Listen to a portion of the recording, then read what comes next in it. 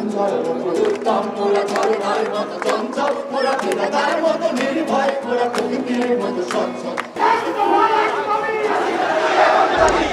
জুলাই থেকেই ছাত্র জনতা হত্যা ও গণগ্রেপ্তারের ক্ষোভ আগ্নেয়গিরি লাভার মতো বিস্ফোরিত হয় ২রা আগস্টের এই দ্রোহযাত্রায়। আওয়ামী লীগের সন্ত্রাসী ও আইনশৃঙ্খলা বাহিনীর হামলায় মৃত্যুপুরীতে পরিণত হয় ৫৭,০০০ বর্গমাইল।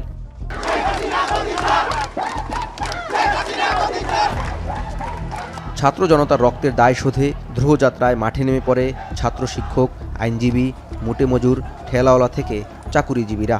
প্রেস ক্লাব থেকে ঢাকা বিশ্ববিদ্যালয়ের দোয়েল চত্বর ও টিএসসি হয়ে কেন্দ্রীয় শহীদ মিনারে হাজারো মানুষের কণ্ঠে, হাতের প্লাকার্ডে, স্লোগানে প্রতিধ্বনিত হয় স্বৈরাচারের প্রতি তীব্র ঘৃণা।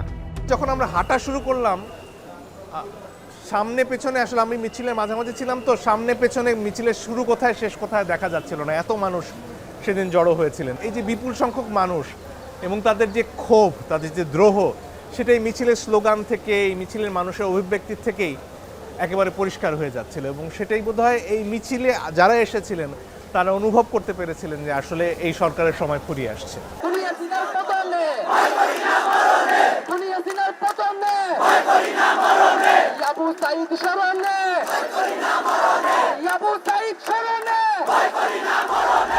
লাশ আর তাজা রক্ত প্রবাহে বিদ্রোহ হয় দ্বিগুণ। জুলাইয়ের কোটা সংস্কার আন্দোলনের অভিমুখ আগস্টে পৌঁছাতেই ধাবিত হতে থাকে গণ অভ্যুত্থানের দিকে। অসংখ্য ছাত্র জনতার রক্তের দাগ লাগে স্বৈরাচারের হাতে। ফলত অনিবার্য বিপ্লবের হাতছানি দেয় লাল সবুজের বুক। ৩রা আগস্ট হাজারো ছাত্র জনতাকে সামনে রেখে সূর্যাস্তের আগে শেষ বিকালে শহীদ মিনারে আরেক নতুন সূর্যোদয় ঘটালো বৈষম্য বিরোধী ছাত্র আন্দোলন।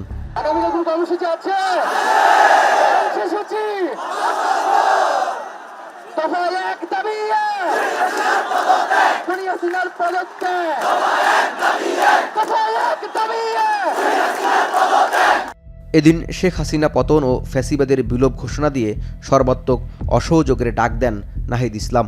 হাসপাতাল, ফার্মেসি, জরুরি পরিবহন, গণমাধ্যম, নিত্য প্রয়োজনীয় দ্রব্য পরিবহন পরিষেবা ছাড়া বন্ধ ঘোষণা করা হয় সকল পরিষেবা। আগামীকাল থেকে আমাদের অসহযোগ যেমন চলবে, রাজপথে আমাদের বিক্ষোভ এবং গণ অবস্থান কর্মসূচিও পাশাপাশি চলবে। শুধু ক্ষমতার পরিবর্তন নয়, রাষ্ট্রের নতুন বন্দোবস্ত তৈরি, দেশে আর যাতে কখনো স্বৈরতন্ত্র ফিরতে না পারে সে লক্ষ্যেই এক দফার ঘোষণার কথা জানান নাহিদ ইসলাম। জনগণের দাবির প্রতিধ্বনিই ছিল হাসিনা পতনের ঘোষণা। এক দফার মধ্য দিয়ে আমরা যেটা বলতে চেয়েছি যে শুধু রেজিম চেঞ্জ নয়, ক্ষমতার পরিবর্তন নয়, বরং রাষ্ট্রের বন্দোবস্তের পরিবর্তন, সংস্কার, এবং যাতে স্বৈরতন্ত্র বাংলাদেশে আর ফিরে না আসতে পারে এরকম একটা গণতান্ত্রিক বন্দোবস্ত তৈরি করে। সেই জায়গা থেকে আমরা ৩রা আগস্ট এক দফার ঘোষণা আমরা সিদ্ধান্ত নেই বৈষম্যবিরোধী ছাত্র আন্দোলন, এবং ৩রা আগস্ট শহীদ মিনার থেকে জনগণই এই ঘোষণাটি দিয়েছিল। জনগণের পক্ষ থেকে আমরা শুধু সেটা প্রতিধ্বনি করেছি।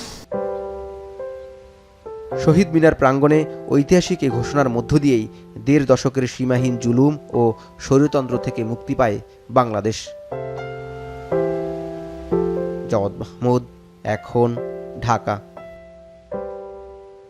শিয়া বাটার ও ভিটামিন ই সমৃদ্ধ লিলি হালাল বিউটি সোপ, তারুণ্যময় উজ্জ্বল ত্বকের জন্য।